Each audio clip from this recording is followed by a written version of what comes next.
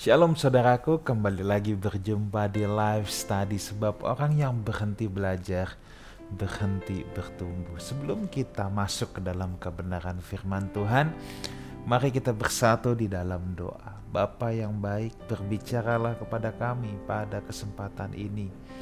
Kami nantikan, kami rindukan apa yang menjadi isi hati Tuhan ditumpahkan di tengah-tengah kami. Dalam nama Tuhan Yesus kami berdoa. Amin.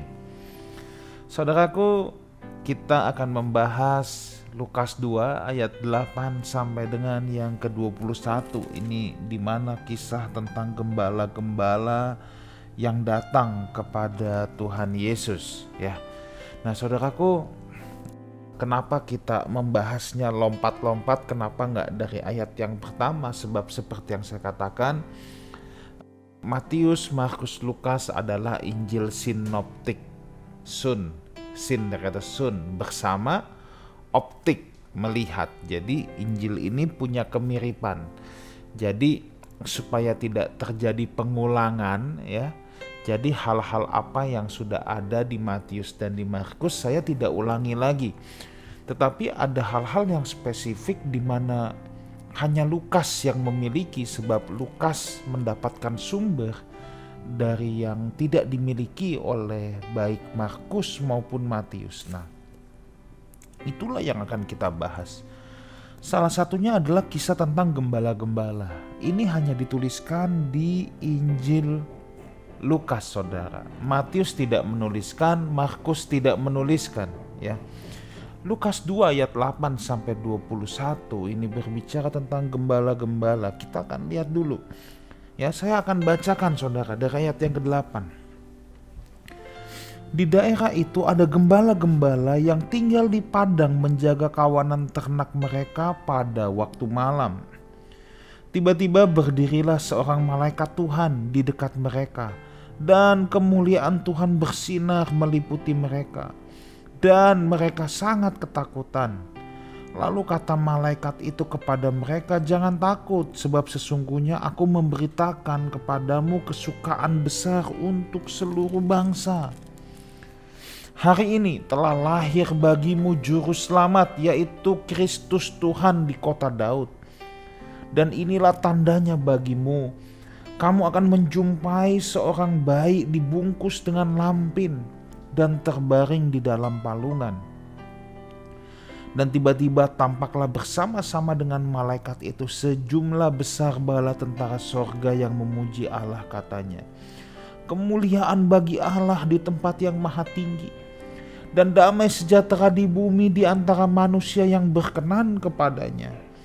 Setelah malaikat-malaikat itu meninggalkan mereka dan kembali ke sorga, gembala-gembala itu berkata seorang kepada yang lain, "Marilah kita pergi ke Betlehem untuk melihat apa yang terjadi di sana, seperti yang diberitahukan Tuhan kepada kita." Lalu mereka cepat-cepat berangkat dan menjumpai Maria dan Yusuf dan bayi itu yang sedang berbaring di dalam palungan. Dan ketika mereka melihatnya, mereka memberitahukan apa yang dikatakan kepada mereka tentang anak itu. Dan semua orang yang mendengarnya heran tentang apa yang dikatakan gembala-gembala itu kepada mereka. Tetapi lihat ini, Maria menyimpan segala perkara itu di dalam hatinya dan merenungkannya. Maka kembalilah gembala-gembala itu sambil memuji dan memuliakan Allah, karena segala sesuatu yang mereka dengar dan mereka lihat, semuanya sesuai, tepat, persis dengan apa yang telah dikatakan kepada mereka. Ayat yang ke-21, dan ketika genap 8 hari dan ia harus disunatkan, ia diberi nama Yesus, yaitu nama yang disebut oleh malaikat oleh ibu kandungnya, ya. Oke, nanti ayat ke-21 mungkin kita akan bicara di pertemuan selanjutnya. Tetapi sampai ayat ke-20 dulu deh, ya. Saudara, kisah para gembala datang dari saat kelahiran bayi Yesus ini hanya terdapat dalam Injil Lukas. Kisah ini seringkali dijadikan argumen bahwa Yesus tidak mungkin lahir pada bulan Desember, ya. Ini di pertemuan yang lalu saya sudah membahasnya. Sebab bulan Desember adalah musim dingin, ada penafsir-penafsir atau banyak orang yang berpendapat gembala harusnya tidak sedang di padang. Tetapi ada argumen lain ya dari sejarawan, sastrawan, budayawan yang mengungkapkan juga bahwa sekalipun musim dingin gak masalah. Sebab gembala-gembala ini tetap harus mempersiapkan domba untuk Paskah. Jadi sekalipun musim dingin mereka tetap sesekali harus ke padang. Untuk apa? Untuk mempersiapkan domba-domba yang akan disembelih pada Paskah. Tetapi itu tidak menjadi persoalan yang berarti ya. Tapi kita mau belajar 4 hal pada kesempatan ini dari kisah gembala-gembala ini ya. Ada 4 pelajaran penting saudara yang kita bisa ambil di sini. Yang pertama, lihat ayat yang ke-14. Ini kemuliaan bagi Allah di tempat yang maha tinggi ya. Dan damai sejahtera di bumi di antara manusia yang berkenan kepadanya. Ini sampai dibuat lagu kan, kemuliaan bagimu di tempat maha tinggi. Ini sampai dibikin lagu. Nah saudara, pelajaran pertama yang kita ambil adalah semua yang berasal dari Tuhan pasti mengembalikan kemuliaan hanya bagi Allah saja. Selalu saya katakan hanya kegelapan saja yang mengingini kemuliaan bagi dirinya sendiri. Semua yang berasal dari Tuhan pasti mengembalikan kemuliaan itu kepada Allah. Saudara, selalu saya merenungkan ya, kejatuhan iblis, kejatuhan Lucifer ketika ia mengingini kemuliaan Tuhan. Bagaimana dengan manusia? Saudara, sejatinya Tuhan ingin membagikan kemuliaannya pada manusia. Dari Kejadian sampai dengan kitab Wahyu penuh dengan hal itu. Bahkan pemazmur berkata ya, bahwa kita ini dimahkotai dengan kemuliaan dan hormat. Dalam Alkitab Perjanjian Baru seringkali dikatakan kita akan memerintah bersama Kristus. Kita akan dimuliakan bersama Kristus. Janji tentang pemuliaan itu memenuhi kitab suci. Manusia memang akan diberikan kemuliaan oleh Tuhan. Tentunya manusia yang berkenan kepadanya.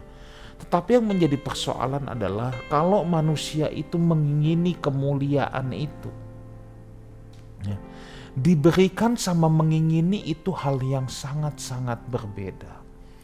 Seperti yang saya juga sudah pernah katakan ya. Kalau saya membagikan kebenaran firman Tuhan, lalu ada orang yang berkata kepada saya habis khotbah, "Pastor, terima kasih khotbahnya memberkati." Itu kan pujian buat saya. Itu kemuliaan buat saya. Apakah saya menjadi bersalah karena orang bicara gitu? Tentu tidak. Kita tidak bisa mengatur mulut orang bicara sama kita. Tetapi kalau saya berkhotbah dengan tujuan supaya saya dipuji, kemudian saya mempersiapkan khotbah sebaik-baiknya supaya saya dipuji lagi, saya keenakan dengan pujian itu, saya mengharapkan pujian itu, pujian dari orang adalah tujuan hidup saya, itu yang menjadi masalah. Itu sebabnya saya katakan kemuliaan diberikan oleh Tuhan itu nggak masalah. Tapi kalau kita mengingini kemuliaan itu yang menjadi masalah. Kenapa? Kalau kemuliaan diberikan oleh Tuhan itu berasal dari Tuhan. Tetapi kemuliaan yang diingini itu berasal dari kedagingan manusia, saudara. Ya. Itu sebabnya salah satu ciri sesuatu yang dari Tuhan, kemuliaan pasti dikembalikan kepada Allah saja. Poin yang kedua yang perlu kita pelajari ya. Kita lihat dari ayat 11, hari ini telah lahir bagimu juru selamat, Kristus Tuhan di kota Daud. Ayat 12, dan inilah tandanya bagimu, kamu akan menjumpai seorang bayi yang dibungkus dengan lampin dan terbaring di dalam palungan. Ayat 15 sekarang kita lihat. Setelah malaikat-malaikat itu meninggalkan mereka dan kembali ke surga, gembala-gembala itu berkata seorang kepada yang lain, marilah kita pergi ke Betlehem untuk melihat apa yang terjadi di sana, seperti yang diberitahukan Tuhan kepada kita. Lihat, Yang saya mau kita semua pelajari adalah respon para gembala. Setelah mereka mendapatkan suatu penyataan dari Tuhan, mereka langsung meresponi dengan taat segera. Makanya setelah itu langsung mari kita pergi. Nggak ditunda, saudara. Ya, nggak ada perbantahan, udah nanti aja lihatnya. No, langsung mereka pergi. Saudaraku, penundaan sama dengan ketidaktaatan. Ya, penundaan sama dengan ketidaktaatan. Taat itu harus memenuhi dua hal. Yang pertama taat penuh, yang kedua taat segera. Kenapa harus taat penuh? Sebab separuh taat sama dengan tidak taat. Kenapa harus taat segera? Sebab penundaan akan ketaatan juga sama dengan tidak taat. Nah, kita belajar respon dari para gembala ini adalah taat segera, mereka tidak menunda. Pertanyaan saya, apa respon kita ketika kita mendengar berita baik dari Tuhan? Mungkin saudara bilang sama saya, Tuhan belum ngomong sama saya tuh pastor. Gak ada malaikat yang datang ke rumah saya. No, Injil ini kabar baik. Tuhan sekarang berbicara terbanyak lewat Alkitab. Injil ini kabar baik. Alkitab ini kabar baik. Pertanyaan saya, ketika kita mendengarkan kebenaran firman Tuhan, apa respon kita? Apakah kita taat segera atau kita melakukan penundaan? Ini persoalannya, respon kita tuh gimana? Ya, apa kita kalau khotbah juga maunya pilih-pilih? Kalau yang enak-enak, yang manis di telinga, amin, haleluya. Terus kalau yang khotbahnya menegur ya akan kelemahan, kesalahan kita, lantas apa respon kita? Saudara, seharusnya pendisiplinan dari Tuhan pun kita hayati sebagai sebuah berita baik dalam hidup kita. Dan semestinya kita tidak melakukan penundaan terhadap semua isi kebenaran firman Tuhan yang kita pelajari. Kalau Alkitab berkata jangan berzina, kalau yang menyaksikan ini ada yang masih punya simpanan, jangan berkata nanti 1 bulan lagi. No, taat segera, saudara. Taat segera dan taat penuh. Jangan kalau simpanannya 3, oke deh aku dengar firman Tuhan, aku sisain 1 aja. Itu taat separuh, saudara. Sama dengan tidak taat. Atau kalau yang punya simpanan, ini contoh ya, ini kan kita bisa bermacam-macam kesalahan dosa ya. Ini kan contoh. Jangan simpanan 3, Tuhan 1 aja deh sisain. Ini taat separuh. Sama dengan tidak taat. Tuhan 1 minggu lagi, ini juga taat. Dengan penundaan sama dengan tidak taat. Itu sebabnya kita melihat respon para gembala ya. Mereka luar biasa. Respon kita terhadap firman Tuhan juga seharusnya demikian. Kalau kita dengar firman Tuhan ya, kita harus bersukacita dan langsung memberikan respon ketika kita mendengarkan kebenaran itu. Ketika Tuhan berikan kita sebuah penyataan ya, itu adalah anugerah luar biasa dan kita sudah sepantasnya kita meresponi dengan hati yang penuh sukacita, dengan tanpa penundaan. Ayat yang ke-20, hal yang ketiga kita lihat. Ya, maka kembalilah gembala-gembala itu memuji dan memuliakan Allah karena segala sesuatu yang mereka dengar dan mereka lihat. Semuanya sesuai dengan apa yang telah dikatakan kepada mereka. Lihat, mereka konsisten memuji Tuhan. Saudara, ada banyak orang yang setelah menerima hal yang ekstravagansa dari Tuhan, menerima mujizat dari Tuhan, kemudian melupakan Tuhan, bahkan meninggalkan Tuhan. Tetapi lihat para gembala ini, ya, bukan saja mereka memberikan respon yang benar saat mendengar kabar baik, tetapi mereka secara konsisten, saudara ya. Hidup mereka itu penuh dengan pujian. Nah, sekarang saya mau ajak saudara tuh begini. Kalau kita sudah mengalami hal-hal yang baik, hal-hal yang luar biasa dari Tuhan, lantas apa respon kita? Apakah kita akan segera melupakan Tuhan setelah itu?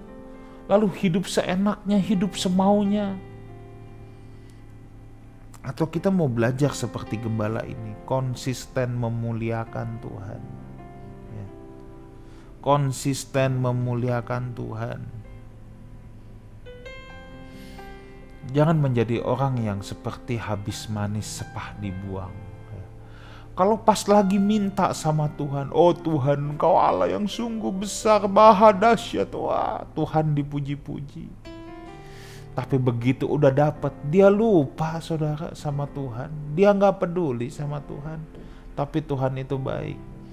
Ya, kenapa saya katakan Tuhan itu baik? Seringkali Tuhan tetap kasih tuh. Memangnya kalau ada orang yang mau berbuat gitu sama Tuhan, Tuhan gak tahu apa? Tapi Tuhan tetap kasih dalam kebaikannya, dalam kemurahannya.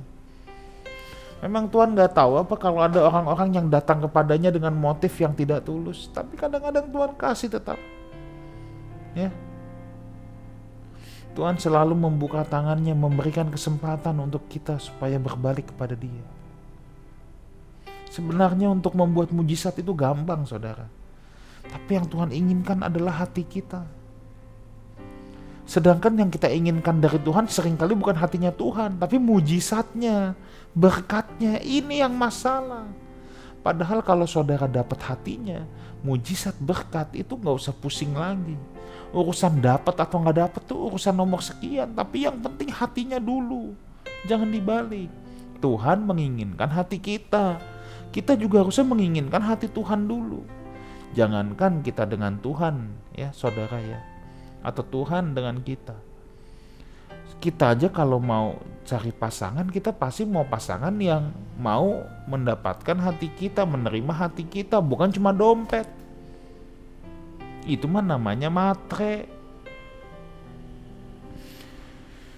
Yuk kita belajar dari para gembala ya. Saudara, renungkan apa yang Tuhan sudah perbuat dalam hidup kita. Dan pada kesempatan ini saya mau ajak Bapak Ibu Saudara sekalian, bukan hanya merenungkan, yuk kita syukuri secara konsisten ya. Jangan kita datang ke Tuhan kalau cuman ada perlunya doang, ada butuhnya doang ya, baru datang sama Tuhan. Ayat 19 sekarang, tetapi Maria menyimpan segala perkara itu di dalam hatinya dan merenungkannya. Hal yang terakhir, yang keempat. Jadi tadi yang pertama yang kita pelajari, semua yang berasal dari Tuhan pasti mengembalikan kemuliaan bagi Allah. Sebab hanya kegelapan yang selalu mengingini kemuliaan bagi dirinya sendiri. Yang kedua, respon para gembala adalah taat segera. Sebab penundaan sama dengan ketidaktaatan. Yang ketiga, mereka konsisten saudara ya. Sekalipun mereka sudah menerima penyataan itu dan menyaksikannya langsung. Yang keempat, yang kita belajar, Maria senang menyimpan perkara rohani dalam hati dan merenungkannya. Ini luar biasa. Ini luar biasa saudara. Kalau saudara ditanya live study minggu lalu apa, belum tentu kita ingat loh. Khotbah minggu lalu apa, belum tentu kita ingat. Oke dek, khotbah live cell 3 hari yang lalu, belum tentu juga kita ingat. Lah ya enggak? Iya saudara. Tetapi saudara ya, tetapi saudara bayangkan kalau saudara menang undian mobil ya. Misalnya sekarang saudara berusia 30 tahun menang undian mobil. Nanti sampai umur 70 tahun kita jadi opa-opa, oma-oma, kita masih ingat itu, mungkin cerita sama cucu kita. Dulu kakek menang undian mobil. Loh, ingat loh dia loh. Kalau undian begitu bisa disimpan dalam hati. Tapi kalau ditanya, khotbah live cell 3 hari yang lalu apa? Apa ya? Nggak tahu tuh. Nah saudara, itu sebabnya kita harus belajar kayak Maria, menyimpan segala perkara itu dalam hati dan merenungkannya. Bukan hanya hal-hal materi yang kita simpan dalam hati, tetapi terlebih lagi perkara rohani. Saya nggak bilang kalau saudara ingat dapat berkat jasmani itu dosa, tidak saudara ya. Itu udah naluri manusia, nggak perlu disuruh ingat juga udah ingat otomatis. Kalau ada orang yang kasih saudara entah itu berkat dalam bentuk apapun ya, entah dalam bentuk koneksi atau apapun, ada orang yang memberi sama saudara, kita pasti ingat saudara. kita simpan dalam hati. Nah, tapi sekarang pertanyaannya, kalau firman Tuhan kita juga simpan dalam hatinya. Ini loh kebiasaan yang harus kita bangun. Dan Maria itu berkali-kali, saudara. Nanti di ayat-ayat setelah itu juga ada sering kali ayat di mana Maria menyimpan semua perkara itu dalam hati. Maria ini tajam, Maria ini orang yang punya perenungan, saudara. Ada banyak orang yang gak punya perenungan, tapi Maria ini punya perenungan, dia tajam. Yuk kita belajar kayak Maria. Makanya kita kan lagi program baca Alkitab bersama, saudara. Kenapa saya bilang siapkan buku tulis? Itu semua supaya kita mencatat. Ketika kita mencatat tuh sebenarnya kita bukan hanya menyimpan dalam buku, tapi kita juga sedang input dalam pikiran dan hati kita. Miliki kebiasaan yang baru ini, saudara, menyimpan perkara rohani dalam hati. Kiranya Tuhan Yesus menyertai kita semua. Amin. Mari kita berdoa. Bapa yang baik, kami bersyukur untuk kasih setia Tuhan, biar firman-Mu yang berbicara kepada kami pribadi lepas pribadi. Dalam nama Tuhan Yesus kami berdoa, kami mengucap syukur. Amin. Saudaraku, jangan lupa follow Instagram Lifehouse Community, subscribe YouTube channel Lifehouse Community. Ibadah online streaming kita jam 9 pagi ya, mulai dari jam 9 pagi. Lalu ada live study juga di hari Sabtu. Dari jam 6 pagi itu sudah keluar ya acara ini kan. Lalu ada We Talk juga, yaitu talk show setiap hari Kamis jam 7 malam bersama saya dan Pastor Ruli Simorangkir.